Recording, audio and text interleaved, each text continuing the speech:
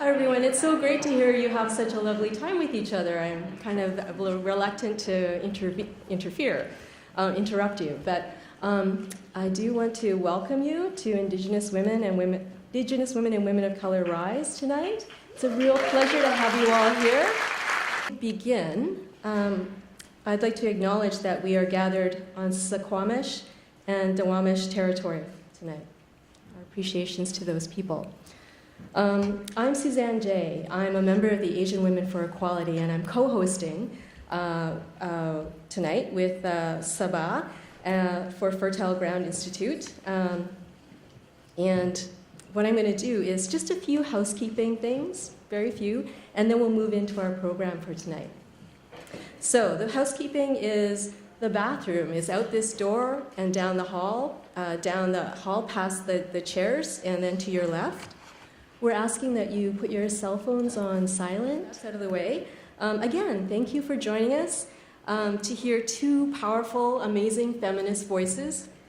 Tonight is a volunteer-organized event, organized by two groups who don't actually live here in Seattle. Asian Women for Equality, we're based in Vancouver with members across Canada. And Fertile Ground Institute is a dispersed organization.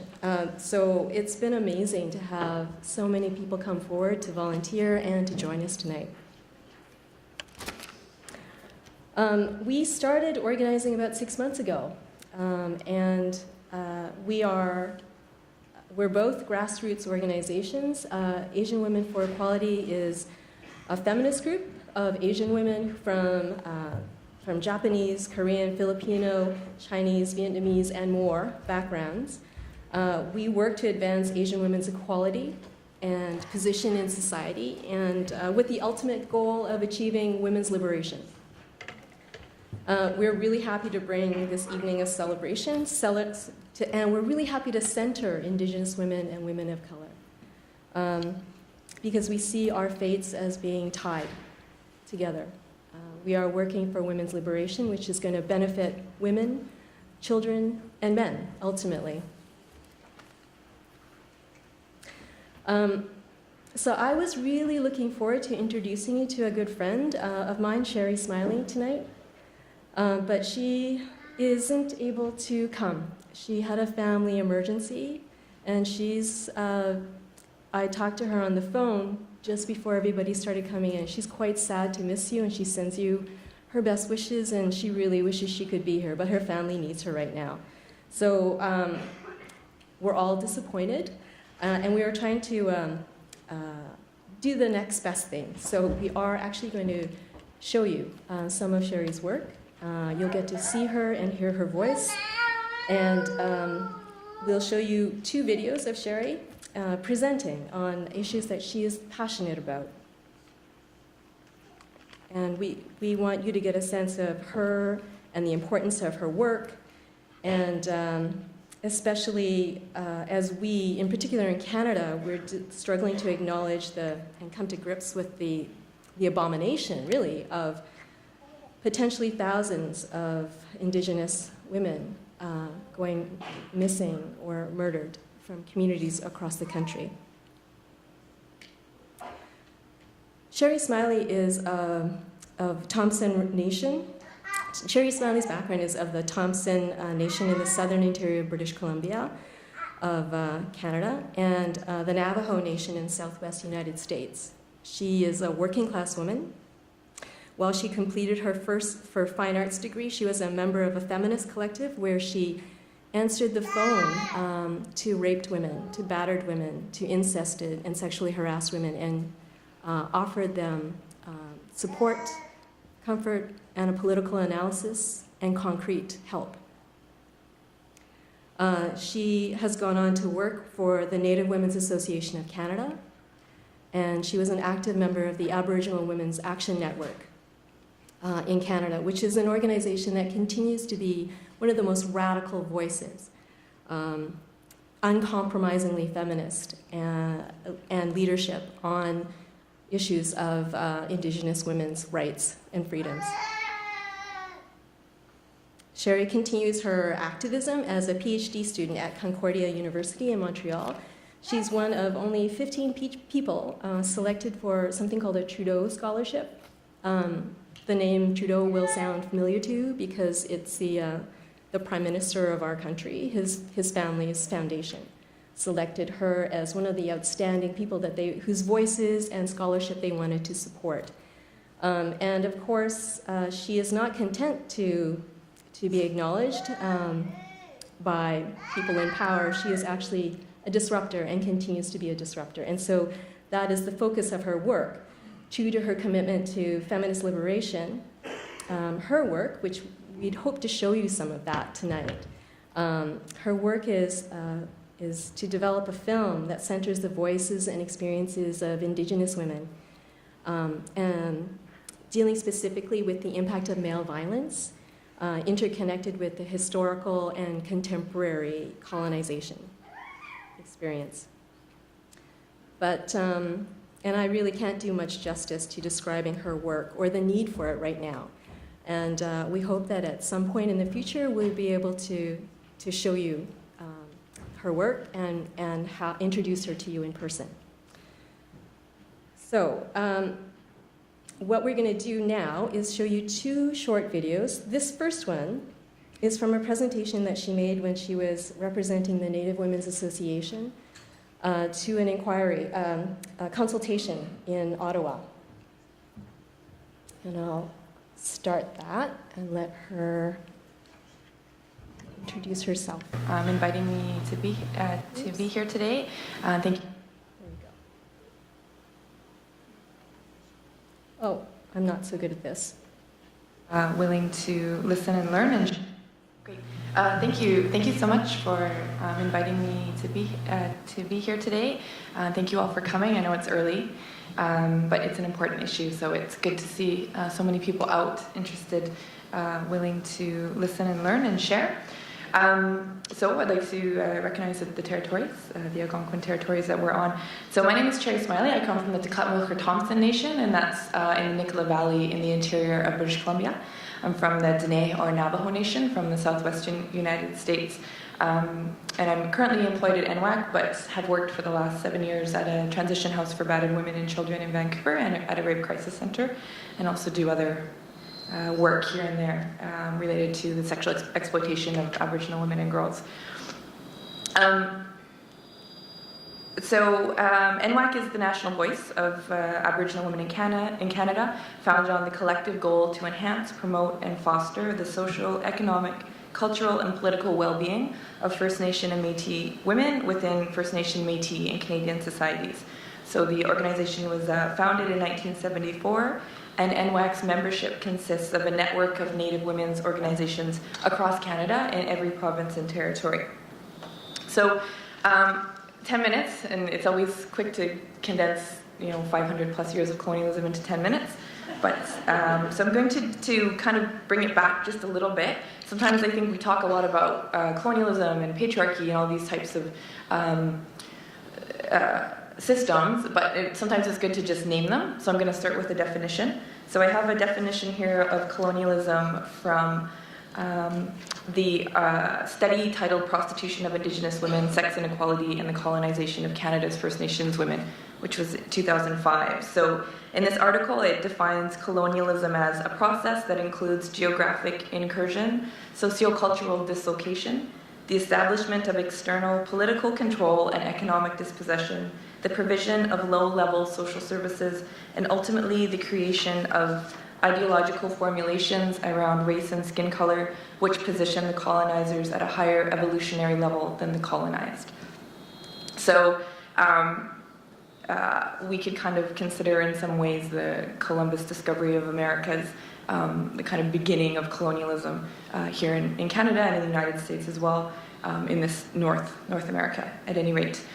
So this history includes policies and practices that not only devalued Aboriginal peoples as a whole, but particularly targeted Aboriginal women and girls. And I think Kahanti did an excellent job in explaining to us how Aboriginal women are the hearts of our nation. We're the hearts of our nation, are the hearts of our nation. So there was a very, the colonizers had a very important reason to target these women and girls specifically in order to get at the nation. So part of Canada's colonial history so includes the imposition of patriarchy onto and into Aboriginal communities. So I have a definition of patriarchy here, which is from the London Feminist Network, which says that patriarchy is a term used to describe the society in which we live today, characterized by current and historic unequal power relations between women and men, whereby women are systematically disadvantaged and oppressed. This takes place across almost every sphere of life, but is particularly noticeable in women's underrepresentation in key state institutions, decision-making positions, and in employment and industry. Male violence against women is also a key feature of patriarchy. Women in minority groups face multiple oppressions in society as race, class, and sexuality intersect with sexism, for example. So, as I mentioned before, our women were traditionally decision makers, life givers. We were valued, we were respected. Oh, is that better? Oh, sorry. We were valued, we were respected, we were seen as equal members in our communities.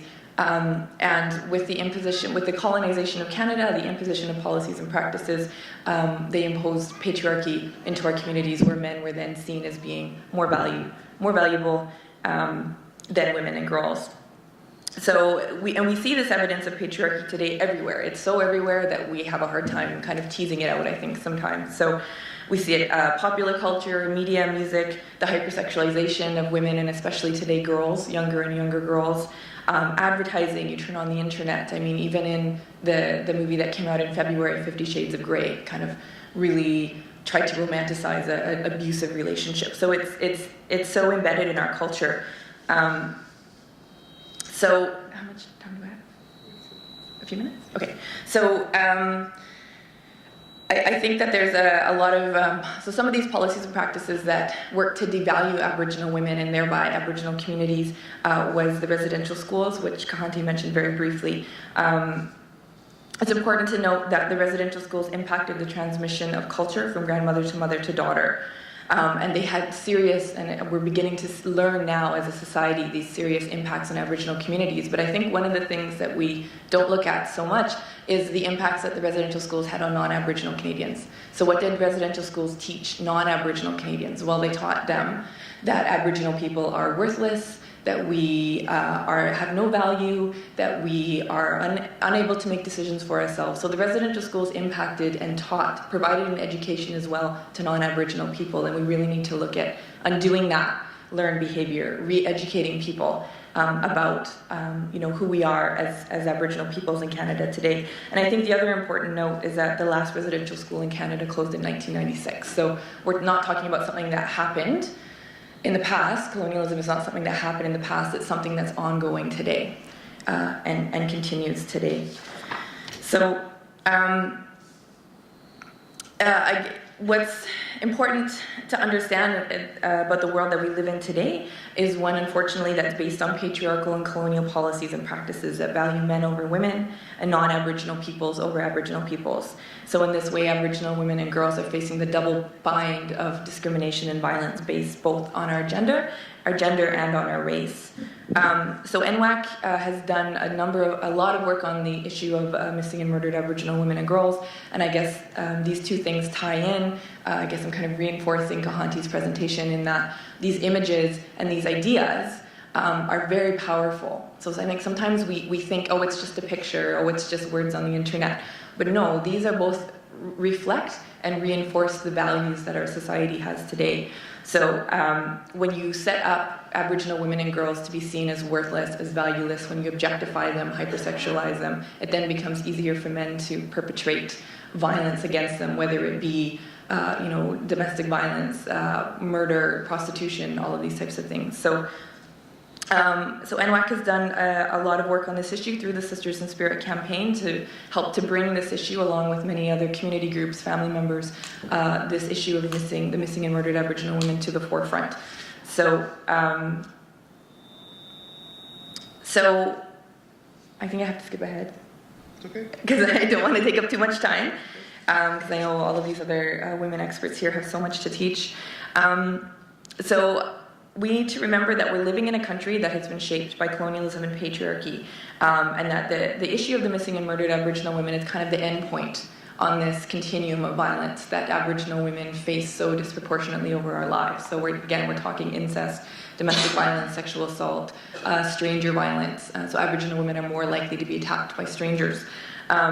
So that's kind of the end point of this continuum. These practices are ongoing. So we're still dealing with the legacy of the residential schools. We're still undoing that education that we all received. As Aboriginal women, we learned we were not valued. We learned that we shouldn't speak our language, shouldn't celebrate our culture and our heritage. As non-Aboriginal people, you learned that Aboriginal people are worthless. So a few things that we can do is to support the call for a national inquiry, so we can really begin to publicly, in a public way, hold governments, justice systems, and men who are perpetrating this violence accountable. And we really can't solve the problem unless we identify the problem first. And the problem here really is men's violence against Aboriginal women and girls. We need to address the socioeconomic inequalities that make Aboriginal women and girls more vulnerable to violence. So we're facing disproportionate rates of poverty, health issues, prostitution, mental health, over-criminalization of Aboriginal women. So we're facing all of these barriers already, and we really need to have support anti-poverty initiatives, things like that, as well as work towards the restoration of our cultures, our languages, and our communities. I think some of the things people can do is to respond, so to address your own sexism and racism, because it's learned behavior. It's a lifetime, at least, of learning, right? So it takes time to undo these things. But to challenge that in yourself and challenge that in others. And it is especially important for men to challenge this version of masculinity that we have that is so violent. We see it in video games, TV, movies, all of these things where this idea to be a good man is to be strong and violent and angry. Like what, I think we can recreate that image of masculinity, and we can go back to a masculinity that's kind and loving and caring and gentle. And again, learned behavior can unlearn that. I think it's really important for people to stop using pornography. It sets, really does objectify and harm women, and I think that's one thing people can do in their everyday lives. That's very important. You can always go to the NWAC website. We have lots of information on there, links to other groups that are working on the issue as well, to kind of educate yourself, and then once you've done that, share with those around you. So, thank you.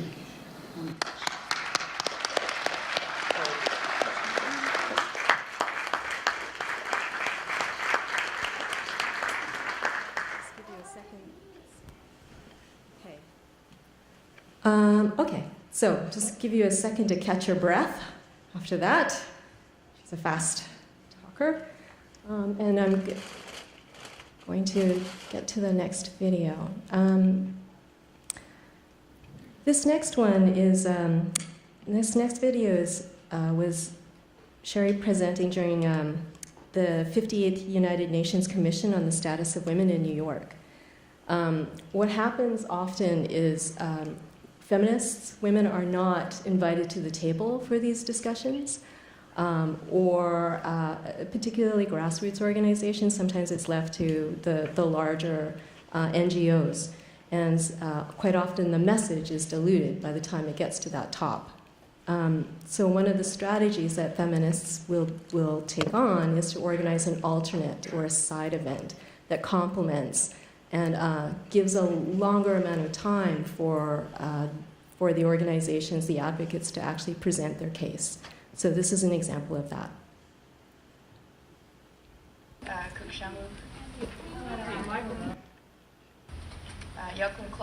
Everybody, Kukshamu, Inchawa Kinkant, Inchawa Nlaka'pamux, Diné. My English name is Cherry Smiley, and I come from the Thompson Nation from the southern interior of British Columbia, Canada, and from the Navajo Nation from the southwest United States. I'm here today to speak as a member of a mighty group of women warriors, the Aboriginal Women's Action Network, or AWAN. AWAN is an unfunded volunteer organization based out of Vancouver, BC, on unceded Coast Salish territories.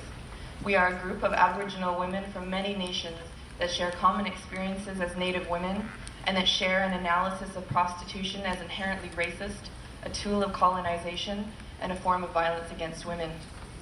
We are a group of women who have been prostituted. We are daughters, sisters, and friends of women who have been prostituted.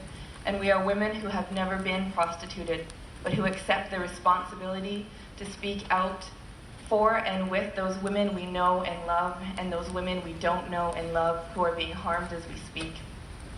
I'd like to share with you some words from my sister and fellow AWAN member, Georgina, who is Kwakwaka'wakw and Coast Salish. The story is in her words, and we thank and honor her for her courage and strength. This is Georgina's story. I come from a long line of people who were oppressed by the governments and the churches. Both parents and grandparents were products of Indian residential schools. Myself, I was an extension of the government's plan to break down our people, and I was apprehended in what is now known as the 60s scoop, and I was placed in abusive and violent foster homes. Here in our homelands, we've seen violence and sexual violence learn from these systemic forces, incested and molested by our fathers, uncles, and foster parents. The sexualized violence was the training ground for what was to come later in our lives. At 14, I started to run from these foster homes. I came to Vancouver at 15 years old, where I found my mom in a small rundown hotel called the Sunrise Hotel. She was broken down and beaten by the residential school, which was the breeding ground for what was to come later in her life, violent men and prostitution. I felt like a burden to my mom, who was living on a small welfare check. I knew my mom was frustrated with the financial burden. I didn't have many choices. So when I met the man who was to become my pimp, I was willing to do anything I had to do to survive. I remember being prostituted as a very young woman, still a child, crying myself to sleep, full of shame and remorse. I started using drugs and alcohol to push these thoughts and feelings down. At that time in my life, I thought this was my destiny. I thought I would find no better. My pimp confirmed these thoughts when he said, "No one would want you anymore." So I made the best of a difficult situation. During my time on the street, I was abused so many times I couldn't count if I tried, with knives and guns, physically and sexually. Many times I found myself with black eyes and nowhere to turn. I was assisted by organizations that gave me condoms, bad trick sheets, and false hope. I campaigned with these organizations, and I wore shirts that said, "A blowjob is better than no job." They gave me condoms to protect me from disease and pregnancy, but they did not offer me hope, nor was I offered any real exiting strategies. This also confirmed this was my so-called destiny. Housing, training, and jobs weren't available. I remember hearing about women that were going missing or were found dead when they were working the street. Working. I don't even like to say that word in the same sentence. It wasn't a job. If it wasn't for my rule that I would never leave the city with a trick, I would be dead too. My friends never had the chance to tell their stories because they were found dead in places like the Picton farm. Our sisters are still going missing all the time. In this last year, I've learned 2 of our youth have committed suicide rather than continue to be paid to be raped. They jumped off balconies to escape from the violence of prostitution, and these youth were in high-end so-called safe escort services. When my mom passed away, I was 22 years old. This was a turning point in my life. I no longer had a reason to be in the downtown east side. And the downtown east side is an area in Vancouver that's often referred to as Canada's poorest postal code. I tried to find help for myself through detox and treatment centers. The issues we have to face when we leave the streets are many. Shame, displacement, lack of self-esteem. I had no education, no experience to find a job, and safe, affordable housing was not available to me. So now, when you say you want to offer us assistance, I say now, I want a real job, not blowjobs. I do live with painful memories of my past, but I am not ashamed of who I am today. Today I am a proud Aboriginal feminist, and I'm proud to stand with my sisters who oppose violence against women and children and demand that we be treated with respect and dignity in our homelands. This was my sister Georgina's story, and this story is not unique. Today in our homelands, This is our story as Indigenous women. This is the story of our sisters and mothers. This is the story of what colonization has done to us. This is the story of how men have harmed us and continue to harm us, how racism and capitalism have harmed us and continue to harm us, and this is the story of how we resist and fight back. Our analysis of prostitution as a form of violence against women and as a system of colonization is the result of 518 years of resistance stories. Stories told to us by our grandmothers, who have retold the stories of their grandmothers, who have retold the stories of their grandmothers. This analysis is not based on academic research conducted by academic researchers far removed from their academic research subjects. This analysis is based on our life experiences, on what we have seen with our own eyes and heard with our own ears and felt with our own bodies. It is based on the life experiences of our mothers, our sisters, and our friends. We say prostituted woman, not sex worker. This term prostituted women recognizes the forces like colonization, racism, patriarchy, and capitalism that are funneling women into prostitution.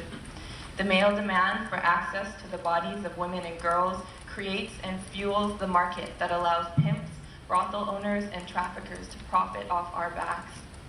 We see the trafficking of women and children for sexual exploitation as prostitution across borders. Our people and women and children have been forced to move from our traditional homelands, from our territories onto government-created reserves, and now from reserves into cities where we continue to struggle against racism, sexism, and violence. Despite what some may say, the term sex work does not create a level playing field where men and women, white women and Native women, are equal economically, socially, or otherwise.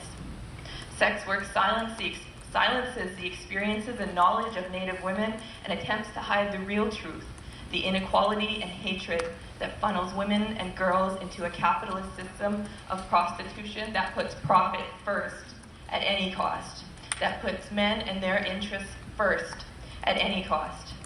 And this inequality, it's real, it's there whether we choose to acknowledge it or ignore it. And we can see it right now. I can acknowledge it right now in this room as I stand here before you, hundreds of kilometers and thousands of miles from my homelands, speaking to you all in a language that is not mine, because I'm not fluent in my own language. Do you know how much that hurts?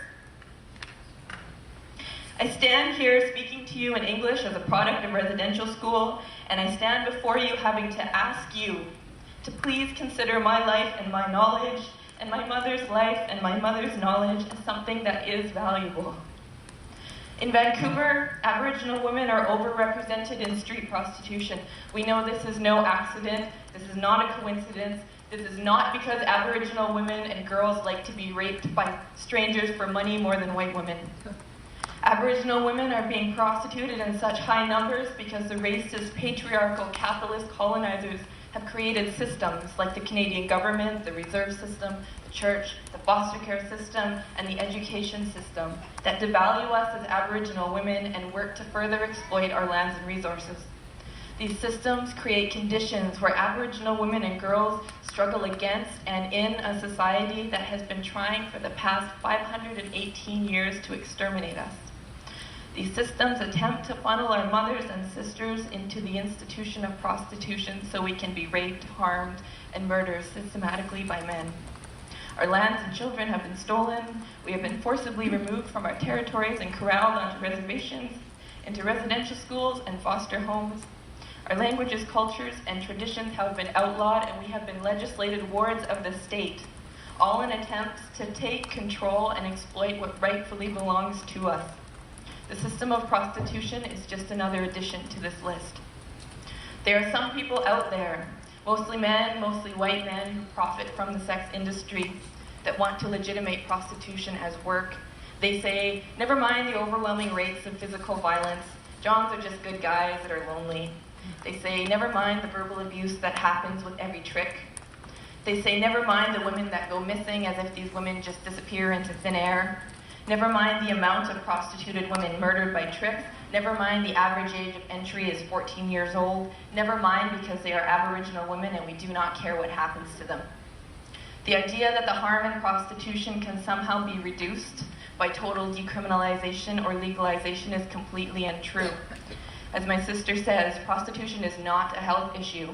Condoms, bad trick sheets, and brothels do nothing to address the real harm that is systemic and violent. What we want is not reduction, but harm elimination. Aboriginal women are smart, strong, and proud, and we know what we want. We want real choices. A choice between unlivable welfare, a job that pays an unlivable wage, and the institution of prostitution in a culture that tells girls from birth that our bodies are for men's pleasure is no choice.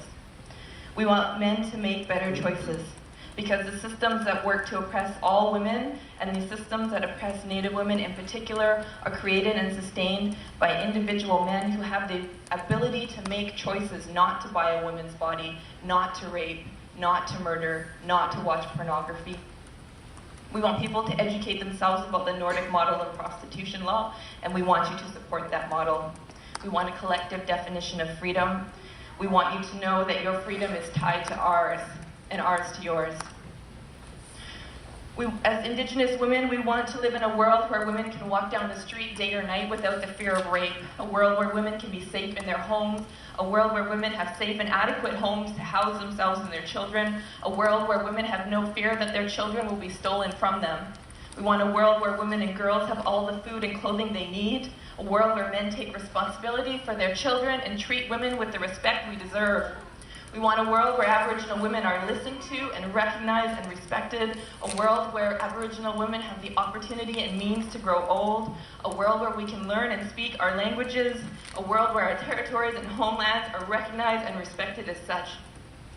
Our freedom and safety as women and as Native women Indigenous to this land is possible, and we won't be told otherwise.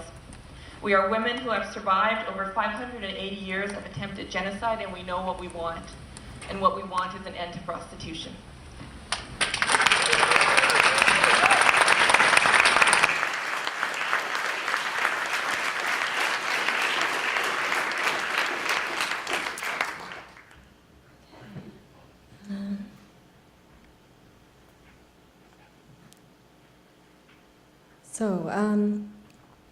I think it's impossible to hear Cheri and not think, what can I do?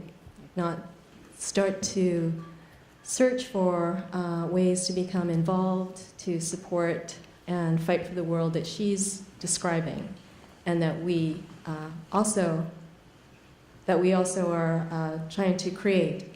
So one of the motivations that we had for working with our discussions and organizing this event when we're working with Fertile Ground Institute is thinking about how to encourage those feelings into action.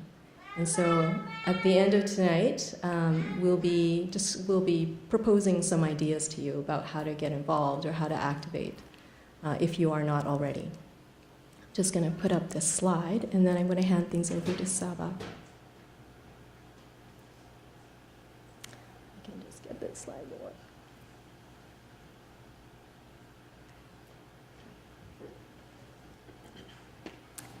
Thank you. Well, good evening, everyone. Thank you for supporting this event. Thank you for coming out tonight. It's a cold night. My name is Saba Malik.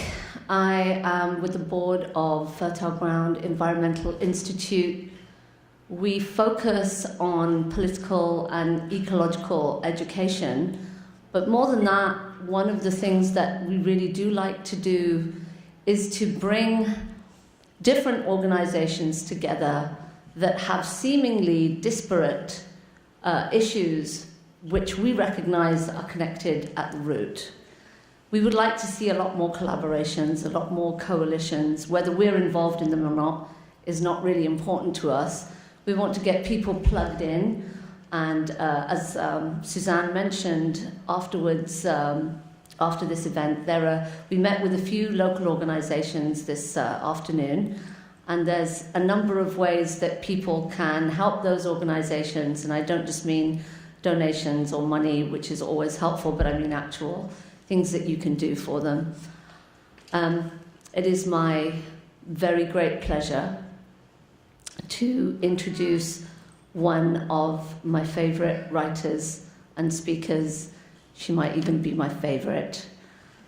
Her name is Dominique Christina. She's a mother, she's a poet, she's a journalist, she's an athlete, she's an activist.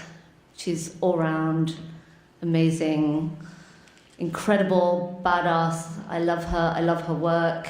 We have become somewhat friends over the last few years. We see each other occasionally when there's an event that I say, hey, can you come and do your stuff? And she's like, yeah, okay. So she is here tonight to promote her latest book called Anarcha Speaks, and I am going to hand it over to her because I know that most people are waiting with bated breath to hear Dominique Christina.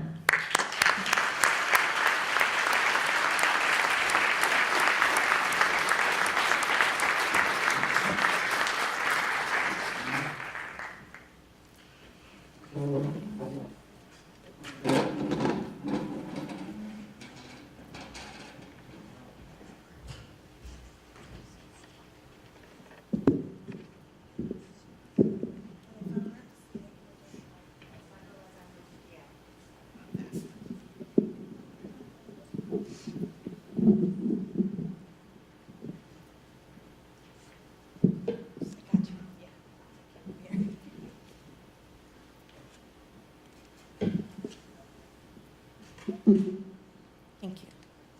Okay. I'll give him a minute to adjust the light, and I will try to very quickly offer some context-setting conversation just so that you know what we're dealing with and what this subject matter is and what drove it. And then I'm probably going to just plow through and not do many stops in between poems. I'm also super uninterested in applause. That actually, this is a very different work for me, so it's better for me if I just go all the way through instead of having to remember that I am myself and not this work in this moment. So the book is called Anarcha Speaks. I found Anarcha by accident. She was an asterisk. A footnote. I had been pitched down a rabbit hole looking for the etymology, the origin story of the word anarchy, and found this name, and then went looking for her and discovered a girl who had a baby born into chattel slavery. She herself was born into chattel slavery. By all accounts, it seems that the baby that she had, who subsequently died, was a baby that she had by the man who owned her. She suffered vesicovaginal and rectovaginal tears during labor and delivery. And these kinds of injuries in labor and delivery during chattel slavery were pretty commonplace for different reasons, right? Oftentimes conception was not consensual. The work was backbreaking. These women would work almost up until the moment where the baby would almost drop on their feet. Virtually no medical care, stifling heat, trauma. When these kinds of injuries would happen, it would reduce their value because we're also talking about the commodification of bodies. When their value was reduced, these women would be sold off to chain gangs for the purposes of making them sex slaves. That history I didn't know until I found Anarcha. And what I discovered about her was that when her baby died and the labor trauma rendered her incontinent, a doctor was called in, a doctor by the name of J. Marion Sims. And when he got there and he saw her and the shape that she was in, he realized that he had an opportunity. So he bartered with the man who owned her, and he purchased Anarcha for the purposes of experimenting on her. There were two other girls on the plantation, Betsy and Lucy, who had the same labor and delivery injuries. He purchased them as well. He then created a makeshift hospital in the back of his house. And he operated on these women, trying to repair vesicovaginal and rectovaginal tears so that he could then patent that procedure and make it available to white women and by all means anesthetize them. He did not anesthetize these girls. Anarcha was operated on 34 times without anesthesia. He did give her opium once after a particularly gruesome procedure. Anarcha existed as a footnote. She existed as a means to talk about J. Marion Sims, the doctor, who is presently regarded as the father of modern-day gynecology. There are statues erected in his name all over this country. New York had a statue that came down last year after protests about it. I was not content to let Anarcha exist in the margins or a means to talk about the man who tortured her. So this book is truly her speaking to the extent that I was able to find it. I don't write persona poems. I never wrote one before this, and I don't know that I'll ever do it again, because it's a heavy responsibility, I think. So the first part of this book, the section is called "She is a Woman, Therefore She Remembers." The second section is the juxtaposition of experience, because it is a toggling of perspective between Anarcha and the doctor. I had no intention of including Dr. J. Marion Sims in this book. However, my mother, in her wisdom, and I can't say no to her anyway, but she said that for her, she felt that it would be important to let him be there to show how the wound and the bruise and his sort of the distance, his clinical distance from her, that glacial disinclination that he was operating from while she was having the experience, right? So I'll also probably read at least a couple of poems from his perspective, although I do not enjoy it. Are we ready? Okay.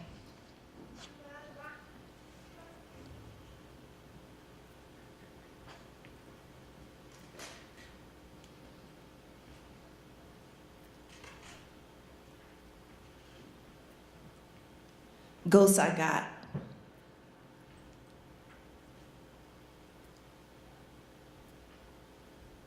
These ghosts I got ain't got God enough to leave me even a minute for myself. All the folk in front of me and behind me, the ones kneeling next to me, suffering the same sun, I see them all and my own self too. We bottom of the boat, heavy, heavy. We swaying in our own shit and vomit can't stop it. We rolling over each other. We cry out. We bribe God or whatever listening. We shackled in the deep. We losing everything.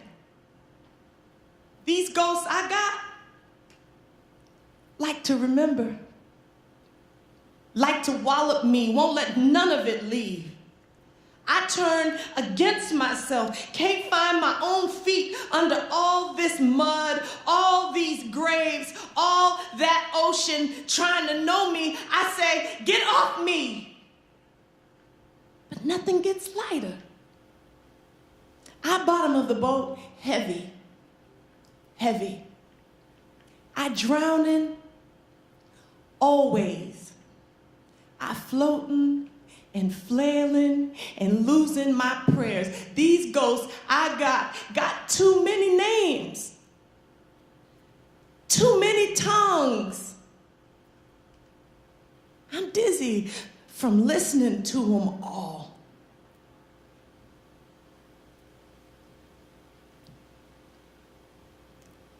Pronounce me, Lord, or at least let me hear what songs my own name got when ain't no lash swallowing and stealing my mouth. Closed, shut melody, ruptured, no parables for the dead or the limbo of the living. I want my name. with lavender in it.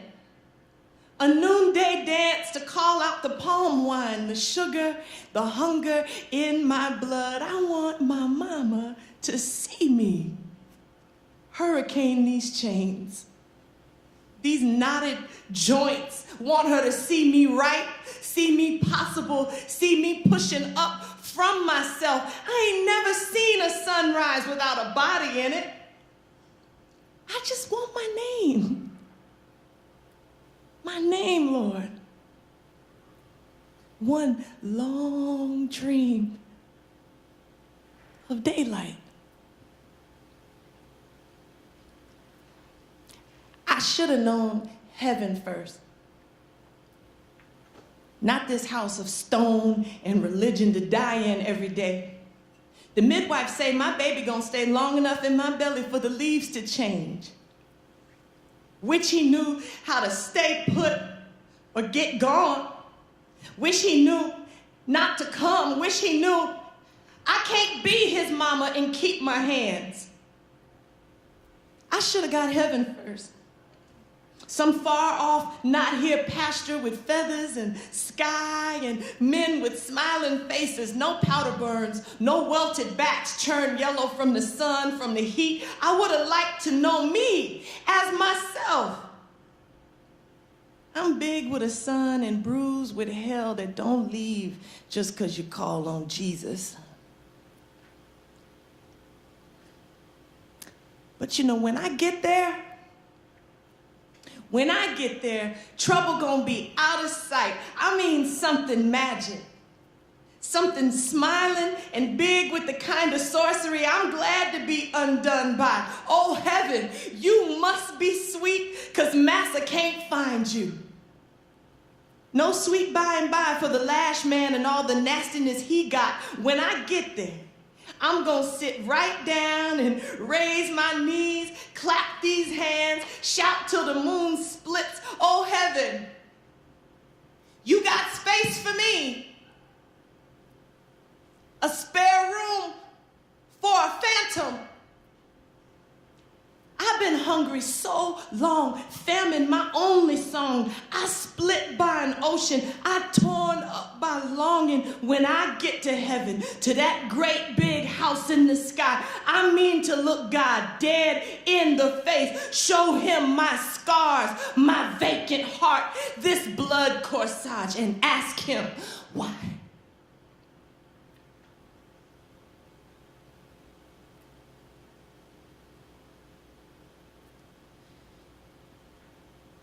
This baby, whatever it is, it's gonna have to be its own religion.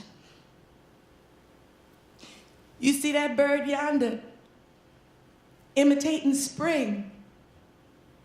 Winter's gonna find him all the same, plumed and shivering, flirting with wind. Here is what nobody knows.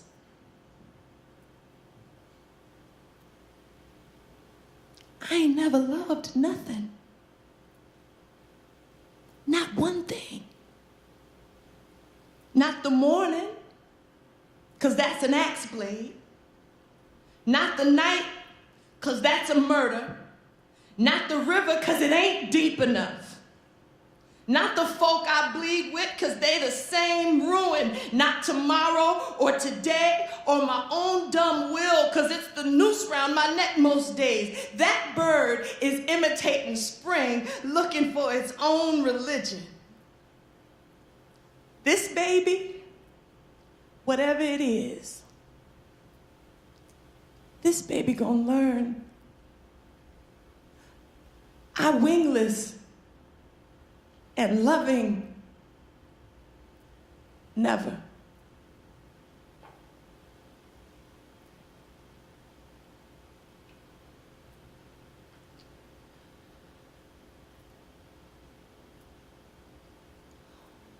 What do it take to climb out a body? I asked Montgomery when he's shucking corn and soft like he gets some time. He say, ain't much to death. He say, folk go all the time. He say his own mammy cut stripes in her arms and found heaven in the time it take to make cornbread. Say she ain't cry or moan, just went right out like she planned. You see that bird yonder? He said. I see it, I say. Its own mammy left it looking for other sky. Didn't care nothing about the baby bird chewing blind in its nest. When you love something, you can still leave it and go looking for other sky, he say. Death ain't much, he say. He want to know why I'm asking. I shrug, say, never mind it, Montgomery. But now I know. I got to love me enough to leave. Ain't that something? I got to love me enough to leave. That's the trouble.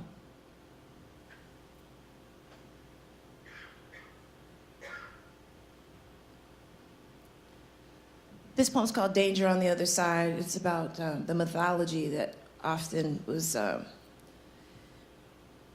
curated for enslaved people so that the plantation was the known universe and that they didn't seek anything outside of it. So there was oftentimes a lot of hyperbolic, just purely fictional language attached to what was beyond the gates, right?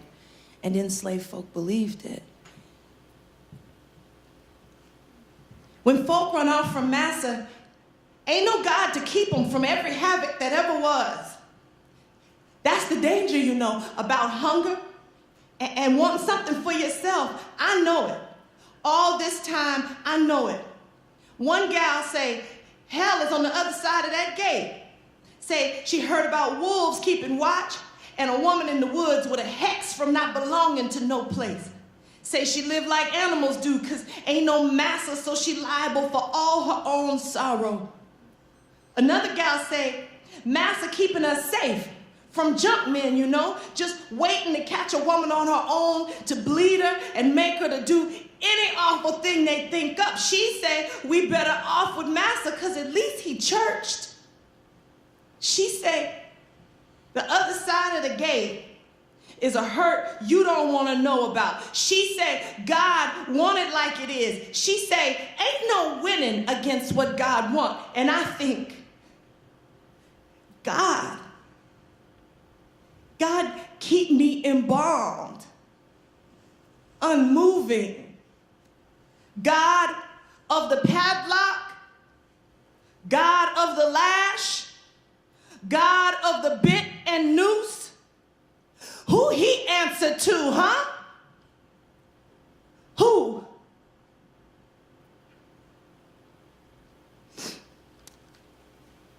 This is when she has the baby. This time it hurts. The air crowding in on me. Too many hands and no sky, so I'm running. Little bird, chew me up. I slip out from under me, go drowning. This time it hurt bad. I crackling with an ache that snatched me, pulled me under, water over my head. My legs ain't mine. What this baby want with me? No room to die in, no heaven waiting on me, no flowers in my thighs. Midwife here again. She like the moon. She come in with the blood yelling push and no ice for my mouth. I small and for all I know, dying. I break in water, empty-handed but killing everything in the room with the flood. I got massa come in, chewing brine, tell the midwife, get that boy out quick and stop all that goddamn blood, you hear me? Midwife tug from the inside, can't keep a hold of me. Steal away, steal away, steal away home. I ain't got long to stay here. Red, red, gone.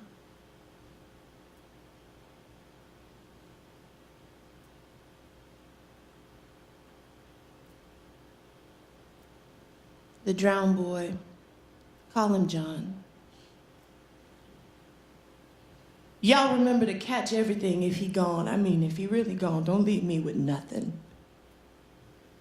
Take it all from me, hear every part.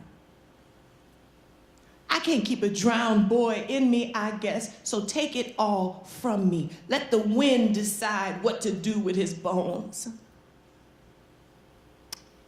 I sigh with two tongues. Ooh's gone, boy. Your mama is a well to trap fish, to chew bone. I might have called you John.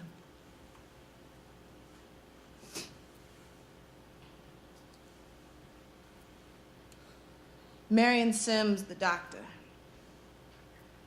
He, having matriculated from the Carolinas, brand new wife, 2 patients dead from something wild he could not wrestle down, opens a hospital in Montgomery. The doors bore his name. Amidst the sawmill sundowns, the timber gang Negroes, dust-bitten and hungry, he is a doctor, a man who keeps with science. He will go churchward toward the plantation. He will see about the bleeding, the slave girl who was torn up by her own son. The stink of shit and sweat the county was famous for, the hoof and wheel tracks marrying under his unhurried shoes.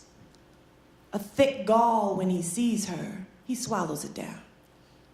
This girl is a cave of sudden ruin, labia stretched like a howling mouth. Only thing to do is close the wound, he wagers. All doctors know that much. She is open all over. Her upflung hips, everything unhinged, silent, silent, like she's trying to invent reasons for breathing. The primal inertia, saved from some mewling gal in the corner, swaddling the baby he drags out, already swollen, going blue. He shuts what doors he can, takes the thread, needles the pink. Her eyes roll around her head like marbles. Back in the morning, he tells the bleeding Negro woman, I'll get you fixed up good, you watch. He says it like ambition.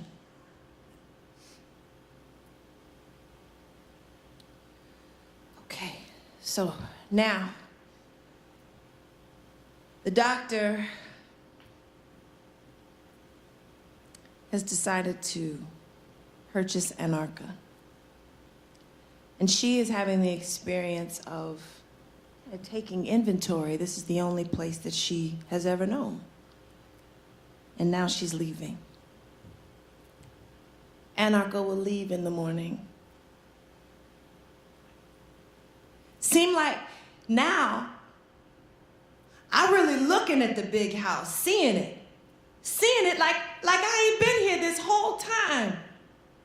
Like, what about them pecan trees I pulled from since always? And what about the chamomile growing wild as hoodoo under the porch? It come up, we make a marmalade. Good, too. The pond out past the meat house glow green after a good rain. Masi on the top almost look like stuffing.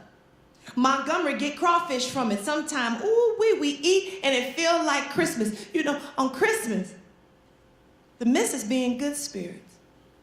She let us sing outright. She tell us about Jesus' birthday and salvation and how God might let a few of us in them pearly gates if we pray hard enough. I leaving in the morning. Gonna go be with the doctor. I go out by the pond, one last look, you know. Montgomery there, not smiling. He just point to a fat rock sitting on some dirt, dark and wet as fudge. There, he said, that there is where they buried your baby. Okay.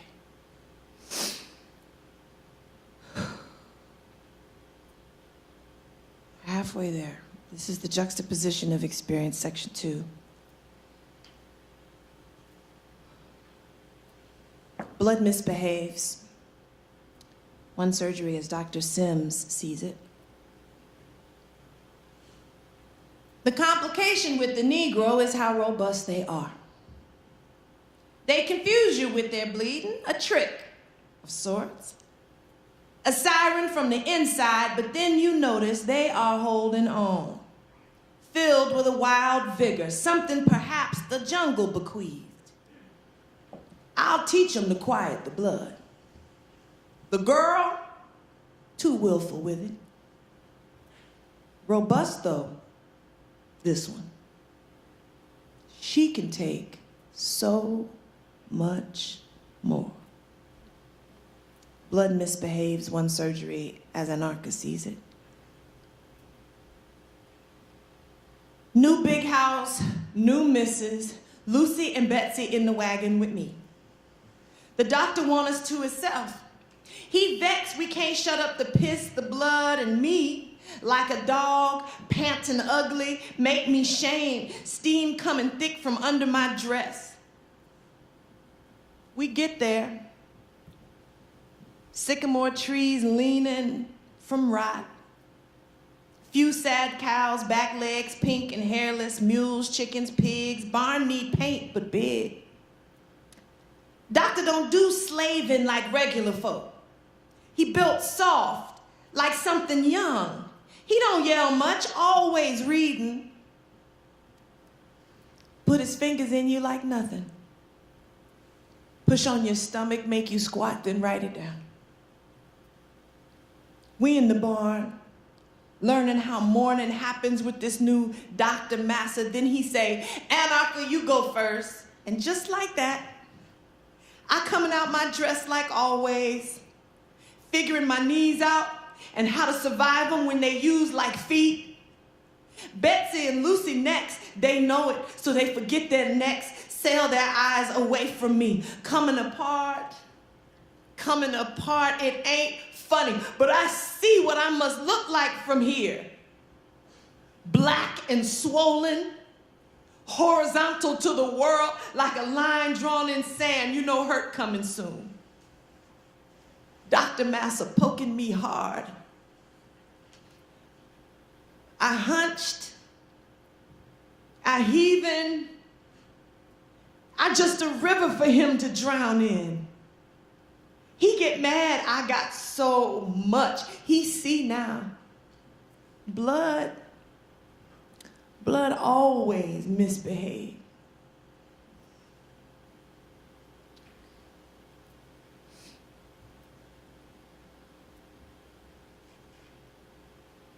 Dr. Sims makes something new. This is when, using a pewter spoon and a complicated set of mirrors and lighting, Marion Sims invents what will be the precursor to the modern day speculum, which is used in gynecological procedures to this day. What should happen, most always, is invention. There is no wider mystery in the universe than that of woman. What salt and bones she's got. She is a composition of afterthought, a borrowed rib if you know your Bible. She is so easily disassembled. I take the ruined stock of Eve, the wilted petals, the spent flesh, and bring it wire. Steel. Restoration. Everything we delight in came first by the blood of a woman. And then,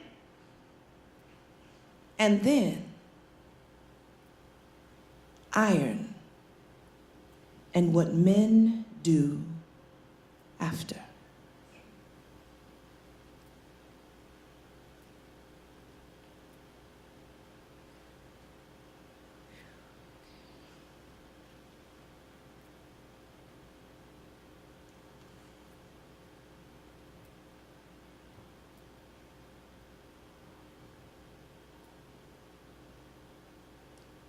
I came out of sleep like a hen plucked and dressed for some Saturday night banquet to find Dr. Massa pulling up my skirt. Betsy and Lucy pretend sleep like they don't know nighttime ain't one revelation of evil after the next. Seemed to me like Dr. Massa take a church and pull at it till ain't no heaven to look for at all, just the blood beneath the stones. The busted, knuckled, blistered hands of some witless Negro that put him up. The calluses and the want and the want and the want. You hear me, God, the want that steams up from itself, a hiss that can't ever be a hymn. Men don't care nothing about resurrection. Not with women in the flesh we got for pounding. A nail for the sin of being born.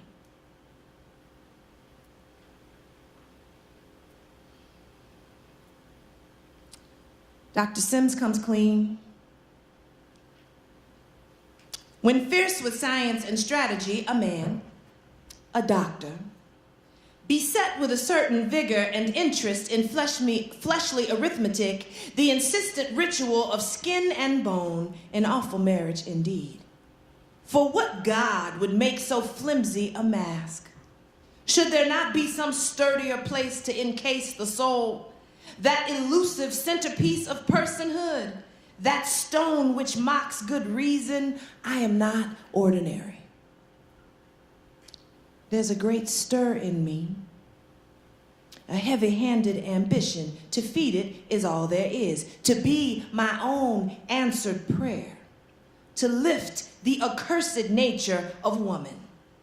To be a doctor, a good one, is to be Adam, the first to find his hands and call them hands, to look for the geography of impossible and travel there daily, despite the hardy arguments put upon us by doubt.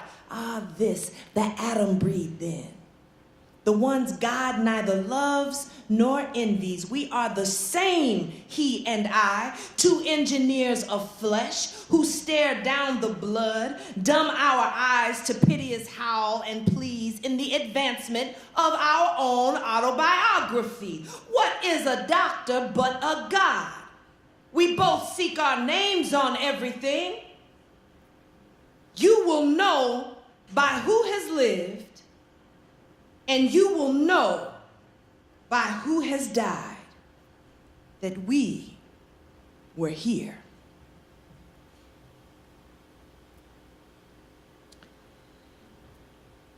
Okay. Y'all all right? Let me do a quick time check to make sure. Okay. Can you hang on for a few more? Okay. Okay. So this poem is Anarcha, come on out. This is when Lucy tells her that she is in love, and I thought about what a bruise that must be. To not own yourself. And so I thought about to not own any part of your experience. So for Anarcha, hearing Lucy invoke that word and say that she's in possession of the performance of it, right, created a real wound for Anarcha. Because for her, it's like, how do you manage to feel that thing when you're not even in the full authorship of yourself, right? Anarcha, come on out. The sun was trying to scald everything this morning, so we don't hardly move. We just sat under the sycamore waiting on an ending of any kind. Lucy been silly with herself all day because a boy Master Doctor called Hitch, on account of the way he take care of horses and wagons, done messed around and made her feel something real, so she acting like Master Doctor ain't killing us every day. I tell you, when Massa opened that black bag, I give God my right eye. I mean, I leave out my own self, my own body. I just leave till he done. Because pain is a house you can't never get the door closed on when he start up with doctrine. I be trying to remember Jesus, but somebody got to tell me why. All I get for prayers is a river between my legs and nobody to hold me ever. I hear Lucy say she love Hitch. And something in me catch on a hook and go down. What you mean, love? Don't see how. Ain't you got to know something about your own unbroken heart to feel that? I can't even tell you about my own mama. She got sold off soon as she had me, pulled me right off a tit. So who can say about love? What Negro you know can tell you the shape of it, huh? Love is a land we hear about, but we don't never get to visit. I can't say what being held is like. I loveless and starved, two unsung breasts. But the subject is Lucy and how she thinks she loved Hitch. And I'm saying, no way. Preachers say, God so loved the world, he gave his only son. And that sounds like something you gotta be free to feel. But when Lucy go glittering off behind him, I think of my mama. Then my own dead baby out back of the meat house by the pond with the green moss on top. And I think of Montgomery catching crawdads and how it would have been nice maybe to love somebody. To feel it, you know, come back to me. Not mocking and not with his head down, but to feel it, you know, to go glittering off after somebody who would never raise my skirt without asking first.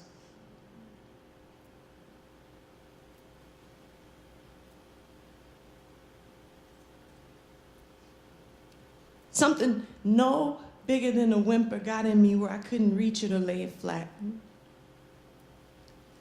Something like a curse God give me when I ain't looking till it catch a hold of me and make me disturb my own stand. Way I figure, I've been praying and praying for a way.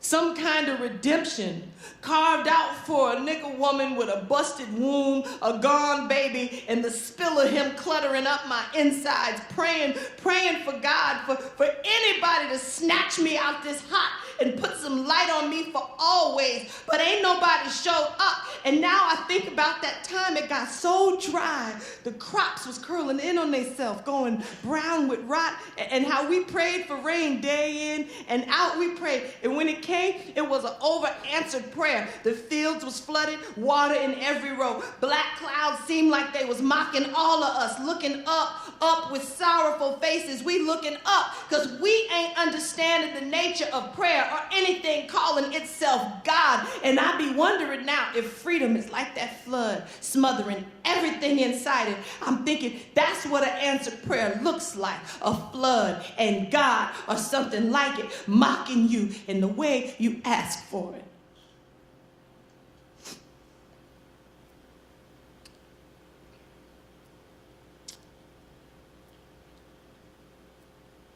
That's when I take down my own dumb heart, right there.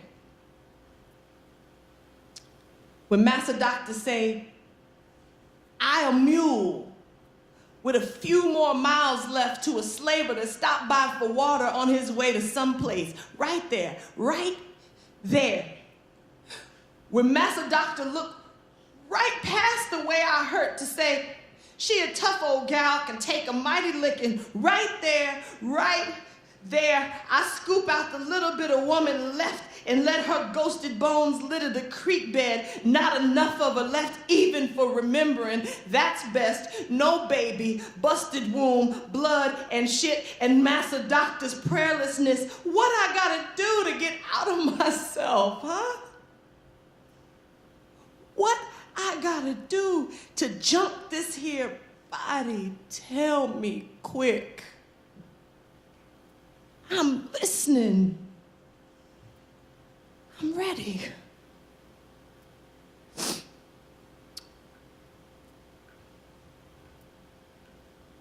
Last two. This is called conniption. The devil come in with two hands like men do, except he ain't got to pretend he coming in the name of progress. He get to be what he is. That old ornery angel what fell from heaven on account of his own vanity. Preachers say, the devil is a liar. Well, what about God then? Promising salvation long as you let a man kill you first without making no sound? When he pull you under his hot hands? I blaspheme outright because God don't speak to me. He ain't listening nor he dead, one or the other. Either way, all I got left is silence. The kind big enough to die in, you hear me? Do you hear me, Jesus? If you are, in fact, who they say you are, why you and your daddy nowhere to be found when I'm on my back? Heaven must be insurrection. Now that's something I can pray to. Hell is not knowing how to die. Last one. First is last.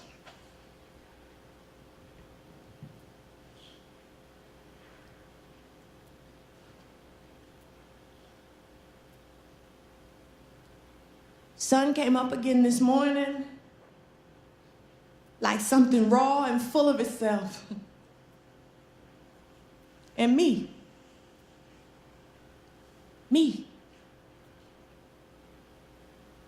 Blood, water, bone, spit, untribed, unfamilied. Let the Lord take these scraps. And let the Lord be the Lord. Let him take me, stripped and flayed, bone bare, ragged, heavy, this thick blood, this dream of iron and rope and masses hands behind me, fizzled down to nothing. I need to remember heaven is how I get away. I can believe in it if it means I get to leave. So let the Lord be the Lord. Let him give me my mouth, new hands, new legs, no fever. Maybe see my child. Maybe know him for myself. Maybe put the sun in my mouth, chew it up till I'm light all over. Wouldn't that be something? So take me, Lord. This dust, this unremarkable dust, and do miracles with it. Some great and wonderful thing with what I've been and what I've been through. Take me, Lord. Do it. Unspell me. Unspell me.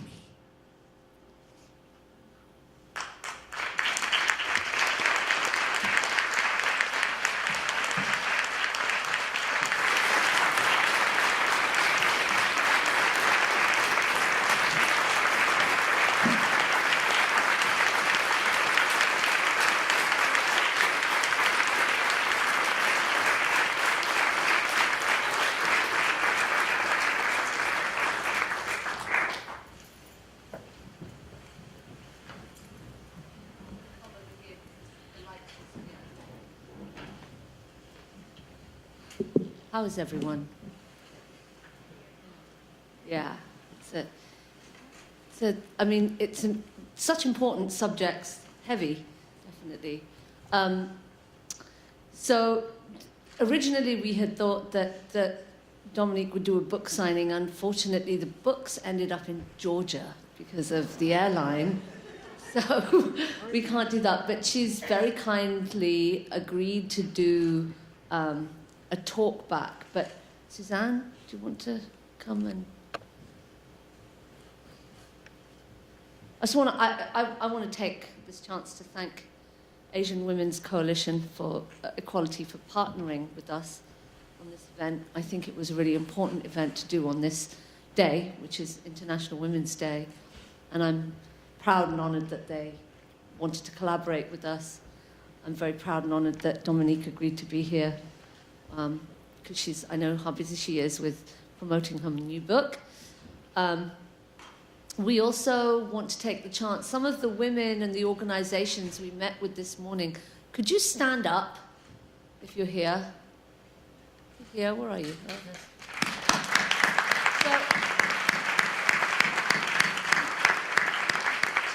I was hoping there would be the rest, but obviously.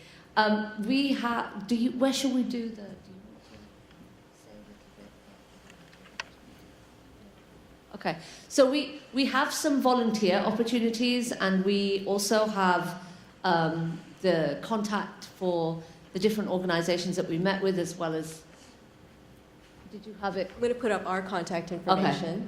Okay. We're going to put up our contact information, but we also have the contact information for a firm, for ops, and for LEAD. Is it LEADS?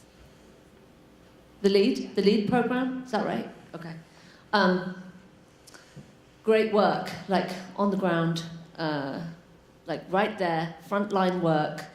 Please, if you feel moved by what you've heard tonight, if you feel like that you would like to get involved in some way, you want to contribute some way, it's a direct way to do it. Talk to us and talk to those. Can you stand up again so people can see you? There's two women from the LEAD project. Please talk to them if you are interested in helping out.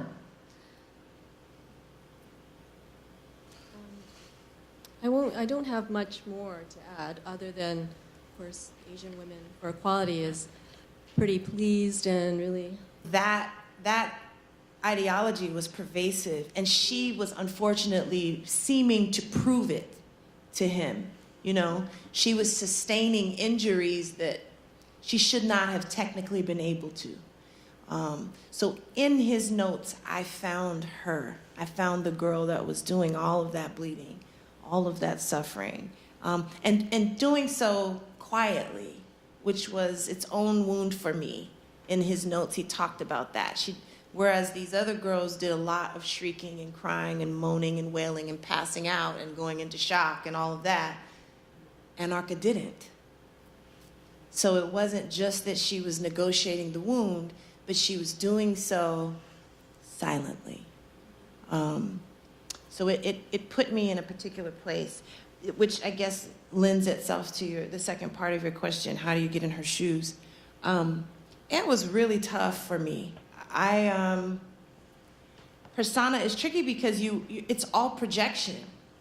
Any persona poem is a projection, right? Because it's not you, right? So you're projecting things, thoughts, ideas, language, feeling, right? And I try not to do that. I try not to live in projection. I initially was trying to write her in the third person. So this is what's interesting. I was trying to write about her as like Anarcha, na that day. And I couldn't do it. I kept trying, and it was like everything would just stop. I just would stop generating. Every single time I would reset, it was all I statements, and like it was happening to my body, or it's through my eyes, and then I could write, That was a really dizzying, really humbling experience for me. I had to take long walks in between lines and in between poems. I felt the weight of a lot of stuff. I felt the weight of, I felt the weight of my grandmother. I felt the weight of stories that I inherited, right? Some that were given to me quite literally, and then others that I feel like I just sort of carry in my marrow. I remembered things, stories, some of which I was always snooping on my grandparents when I was a little girl, because they were so big, and they had so many stories, and they had walked through so much fire, and they had crawled out of so many graves, but they were very delicate with me, and so they would give me stories that they thought I could handle, right? But I would hear them whispering a lot at night, my grandparents. They had this process of sort of going back to the scene of the crime and talking to each other about this thing that they survived, right? And I remembered I carried all of those stories into this writing process. Not because they needed to become anarchas, but because I needed to be working from ancestral logic as much as possible. And then there are other things I kept that just created these like indelible impressions on me. For example, my grandfather, who was born in 1911, he knew his grandmother, who they called Diné. She was from Guinea, so she had a Middle Passage experience. And she lived till he was 34. Now, my grandfather was white passing, and Diné was the color of coal, right? And he was the only person she talked to toward the end of her life. Her youngest grandchild was the only person that she would talk to. She was mute for everyone else. And he told me this story about Diné. When she got to the plantation, the man who purchased her immediately impregnated her, and he impregnated 3 other girls on the plantation. They were all big with child, and one day, the massa calls them out, lines all the pregnant girls up in front of a sycamore tree. So in Anarcho, you'll hear this reference more than once to the sycamore tree. That's where I know I was borrowing from that. And the massa brings out a young boy, the strongest one on the plantation, the most able-bodied one, right? Who hadn't done anything wrong. Tied him to this tree and beat him to death in front of these 4 pregnant girls. And my grandfather said that Diné told him the reason why massa did that was because he thought that the babies that were born would be born knowing to fear him. They wouldn't have to be trained in it or taught it.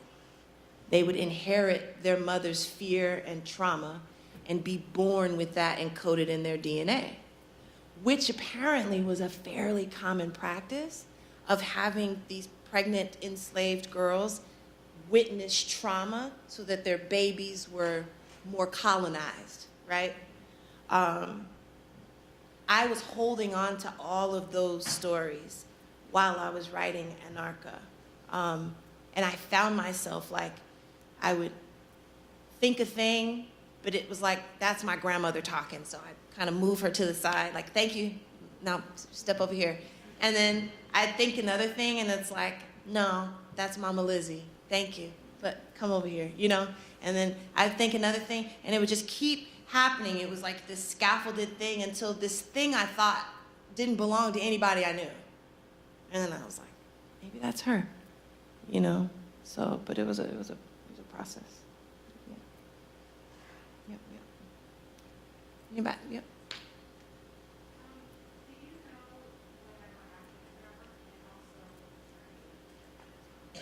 She was 19. She passed away. Sepsis and something else. Yeah.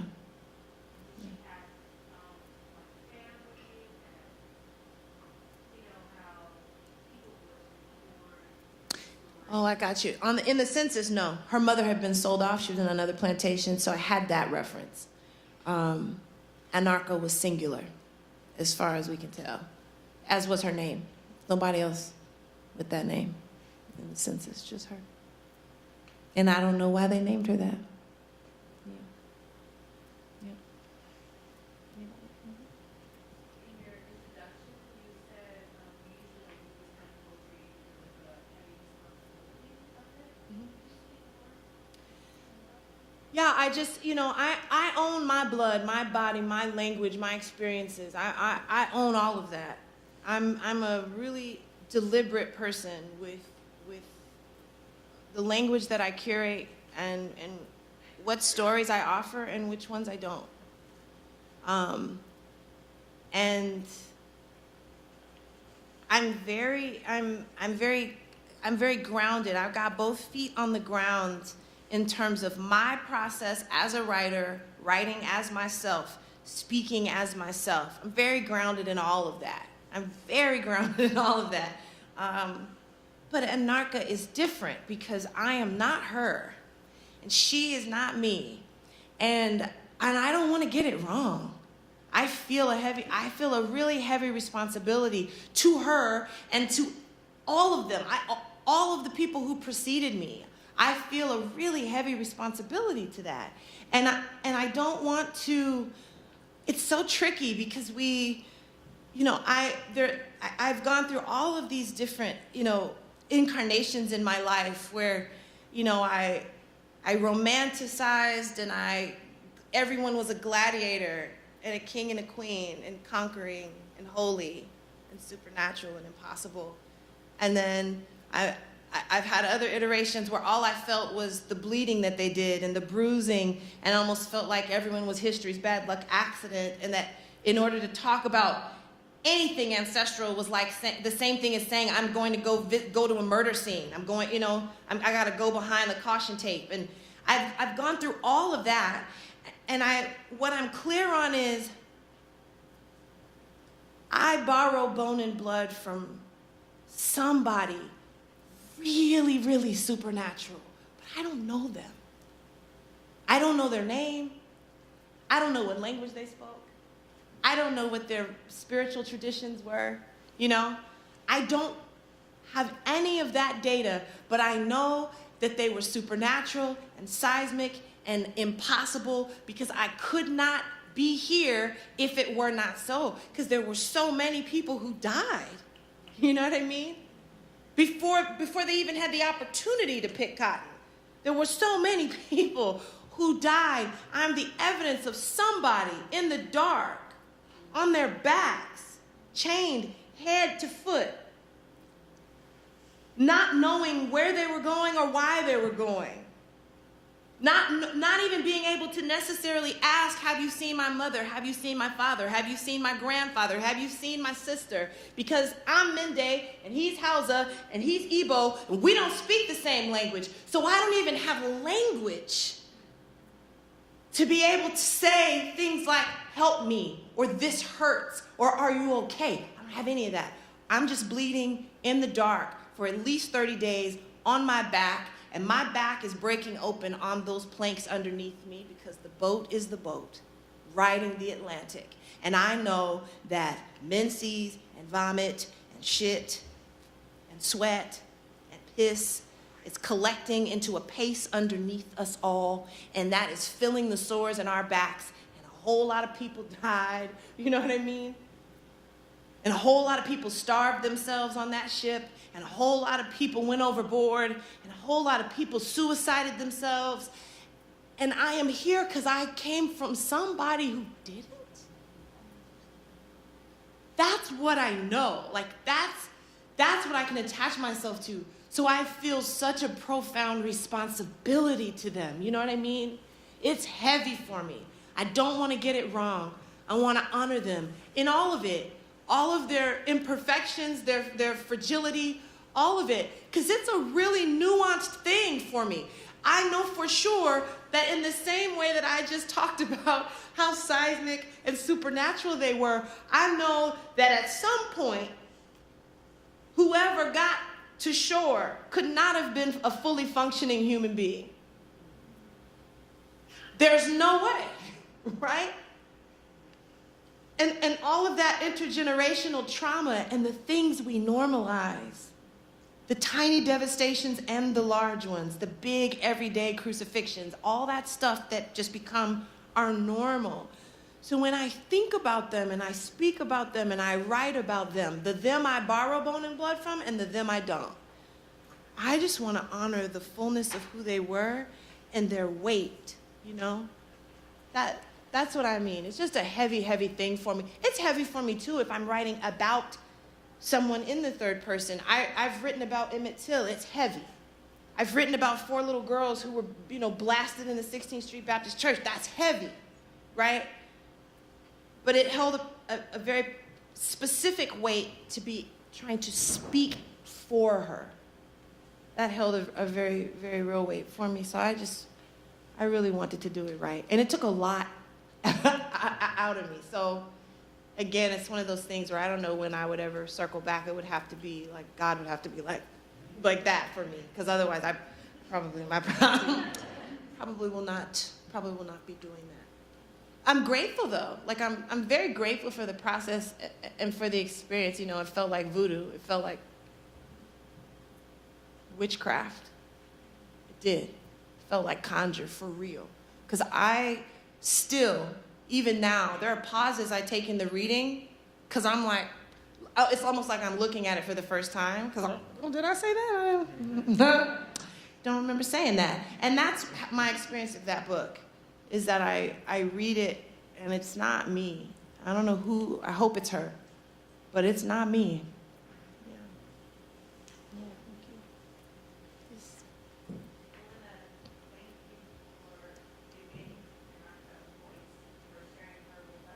Thank you.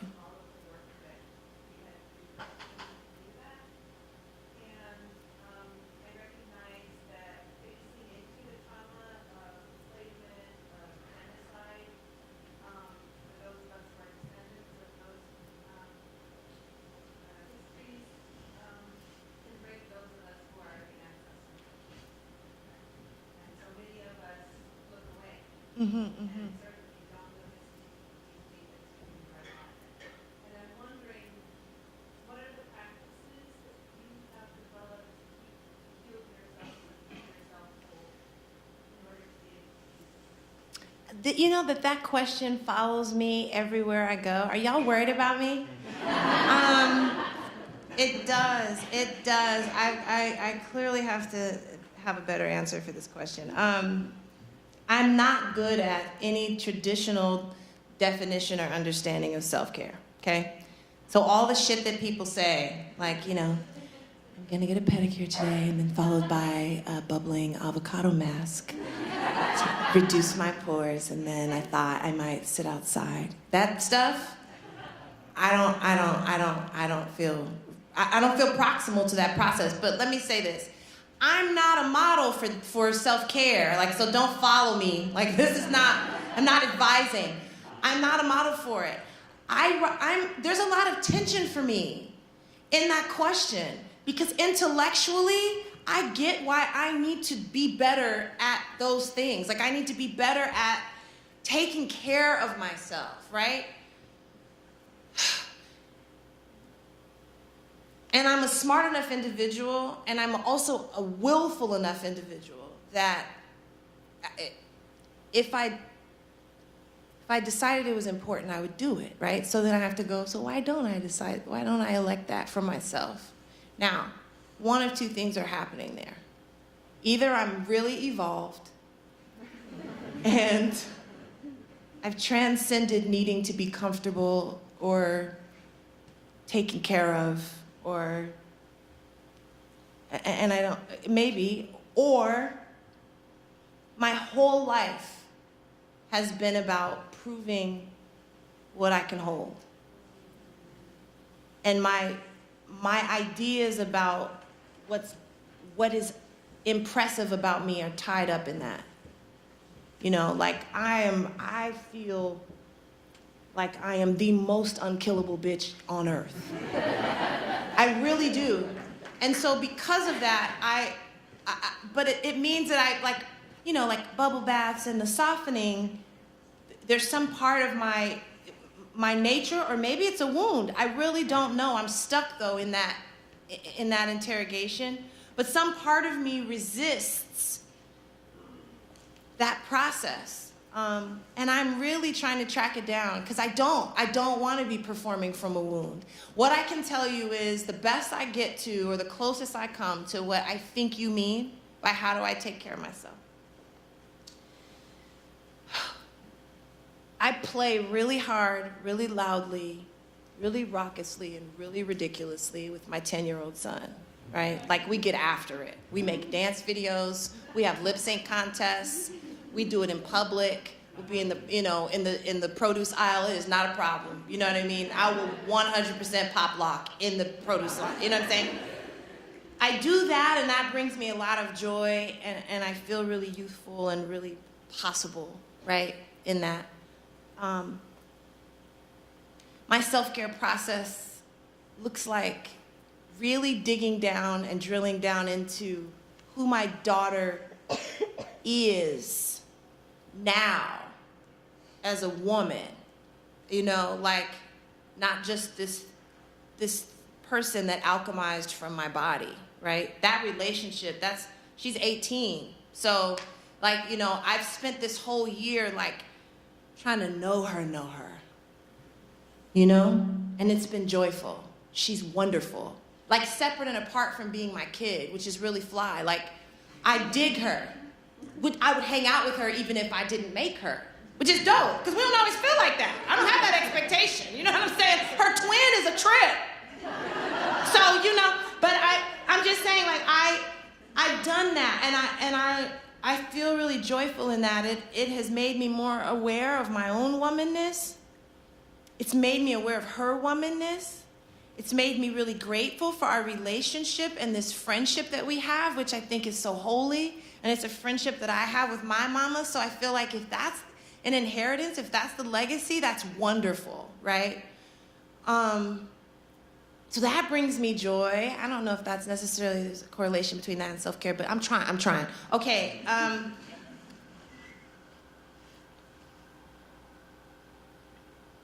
eat well.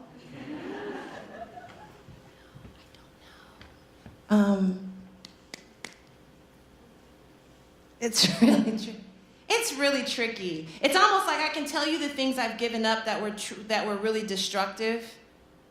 I haven't quite found that sweet spot though of like where I'm really, really deliberate about, you know, like pouring into myself. But I'll keep thinking about it. Thank you for the question. It annoys me because it's following me, so I clearly need to deal with it. So, thank you. Anyone else? Yeah. First of all, thank you very much for taking us through that experience. Sure. What I want to hear from you is, from your perspective, what are some of your hopes for the impacts that anarchist voice can have in our world? In our culture, is that what you said? In our individual lives, in Oh. our collective lives, and kind of what are your hopes in giving that voice? I don't tend to write with an agenda, but if pressed, I would say I believe in the urgency of ancestral logic. I think this culture and our present day realities, our society fucks that up and skewers that idea, you know. I believe in ancestral logic. I believe in operating from it. I believe in taking care of our elders. I believe in honoring them. I believe in holding a mighty space for them. I believe in the medicine that they provide, okay? Whether you are genetically tied to them or not. I would like for the culture to return to that awareness. I would like for us to have different and better conversations with and about history. The fact is, I shouldn't have had to do any grave digging. There should be statues for her, but there are not. There are statues for him, the torturer, like there are statues for the conquerors, for the ones who genocide well, and all of that. So I would hope that we would begin to really, you know, shift that. Because as a culture, as a society, it's not surprising why we are so sick, why we have so much dis-ease. Because we are constantly elevating and celebrating the monster.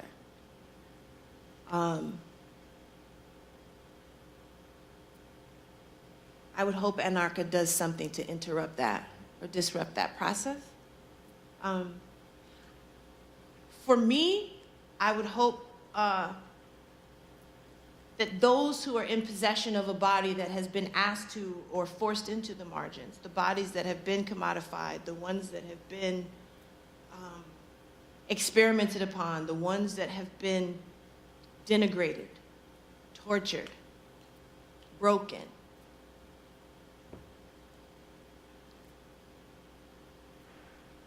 I would hope that we recognize how impossible we are, how magical we are. I would hope that we would insist on authoring ourselves, being in full possession of our bodies by any means, and helping others be in possession of their bodies by any means.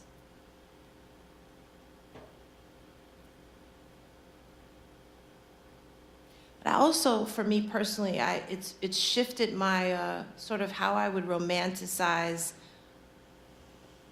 the strength and longevity and resilience of folk that came before me, because anarchist story contorts that for me. You know, like the bruise for her was her inability to exit the body, you know? And her inability to exit the body was what also created all of this distortion for J. Marion Sims, because there were so many times where she was supposed to die and didn't. It makes me think about, for me in my own life, the graves I crawled out of, and how destabilizing it is to have someone just see the end result. You know, like they didn't have to do anything with a tourniquet. They didn't have to suture anything, but they see you standing at the end upright, and then they relegate that to symbolism. And they don't know how much bleeding I did or am still doing. I'm tired of of bloodletting being, you know, like consecrated as some symbolic, you know, evidence of how mighty we are as a people and all that. Fuck that. I'm really tired of that. I don't want to lose nobody else. That template's old now for me. It really is. Like the template of us, you know, being strong and sturdy and long-suffering, and, you know, and we can take it in silence like she did and all of that and keep marching forward. And I'm done with that template. So I would hope to also interrupt that, you know. I don't want to have to bleed in order for somebody to recognize what my value is. I don't want to. Anybody else? Yep. I'm sorry, both of y'all. Anyone? So for my ancestral, the first return was the time in some Austria, the Navajo one, and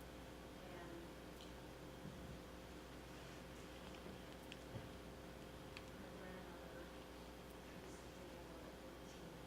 take about 14 that she served after the war, and they got she got forced to serve for 7 years, and that's like 3 years after all they was German and I would go visit because they were very fortunate that she was in the war, and she was very good at that. And at the end, my grandmother said to me, she continued to live in her town. She let me grow up and think about her, take care of different refugee populations in this country. Very hard destruction of this whole population, and the Indigenous population. And that's what it is. And so I grew up with that, and I was thinking, that's what I'm getting supposed to do. And I have been within Dr. Indigenous and for years. And I'm going to tell you, I'm present to women related to that. I'm present to women who have been virtually raped with her. And to women who have been genuinely raped. And I can't, it's what you just did was so, touched me so viscerally, because I have witnessed. So, Thank you so much. Thank you. I really appreciate that. I really do. Thank you. so I was going to ask you, you made a comment earlier, you said, that we should offering us, what do you mean by that? Well, I think, again, I don't think anybody can tell your story better than you can. I mean, biographers are cool. But again, it's not close enough. It's not you, right? I think that you should author yourself, and that means I think that you should own your body, your experiences, your choices, right? Your decisions, because those are two different things. You should own your beginning and your end. I mean, I don't know how else to say that. When we are children, we are being authored by other people, you know? When we grow up, you're still being authored by other people, you know? Expectations author you. You wanted to do this thing, but the expectation was you do this thing, and so you do the thing. You do the expectation thing, not the thing that made your blood move, you know? Or your mama really wanted you to, so you do that instead of what you really wanted to do, you know? That's not you authoring yourself. She's still authoring, you know? Your partner, you know, who has a thing about what kind of, you know, woman, you know, he's attracted to, and you shapeshift into it to the best of your abilities, you know? Even though you don't really want to cut your hair, or you do, you really do, you know? Whatever it is, like, you're being authored by someone else. And there's not a lot of power in that, you know? I did so much of that as a kid. I'm allergic to it now. I really am. It's bad. You can't tell me shit. So it's like the people in my life, like I have an aversion to that. And you can mean well, and my instinct is to go the other way, to resist whatever the hell you just said, because you don't get to tell me what to do. I'm running this, you know? Even if I have to like take, you know, a whole day and circle back and be like, yeah, but you were gonna do that anyway, Dom. Like, why are you acting like, you know, you were offended? Because they told me to do it. I wanna be the one to say that I'm gonna do it. I don't want you to tell me I'm gonna do it. I'm gonna tell me I'm gonna do it. That's what I mean by authoring yourself. And it's really tricky and hard and confronting.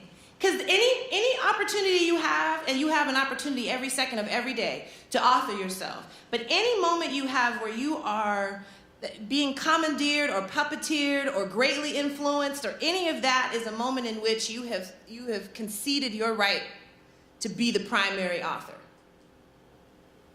And if you're cool with that and it doesn't interrupt you, go off. But it bothers me so much. Like, I cannot personally live like that, you know? And so that's what I mean. I want you to do what you want to do, and I want you to know what that is. So that's the interrogation, you know? I want you to know what that is, and then I want you to do it. I want you to actualize it, and I want you to trust that you have everything you need to have everything that you want. And I don't want you to ask nobody for permission, and I don't want you to take any shit whatsoever, and I don't want you to apologize very often. I just want you to do it. You have permission, and I want you to know that, you know? So that's kind of where I'm at. That's what I want for you and everybody else. That's what I want. Yep. We probably got time for one more, unless there is no more, and then we'll just wrap and be done. Anyone else? Okay. Oh, right here, and then we're done.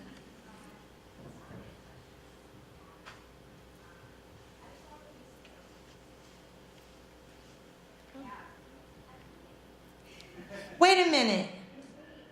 Is it you? Oh, come hug me. Yeah. Yeah, right now. Yeah, right now. Anyone else while she's coming down? Max, you have a question? Where's Max? Could you tell us a little bit about your previous work, and if you have any other projects that you're working on after this? Do I have any previous work? Yeah, like the other books that you've written besides that. She's very special. You have no idea.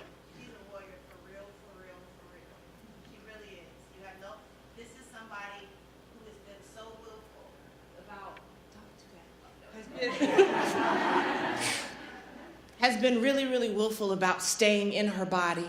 It ain't always been easy. So you are looking at a miracle. I just want you to clap for her and remind her, yeah, that she is supposed to be here. You are. I'm so proud of you. I'm so glad you're here.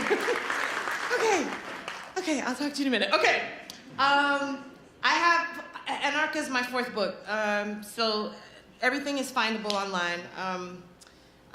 You can go to DominiqueChristina.com.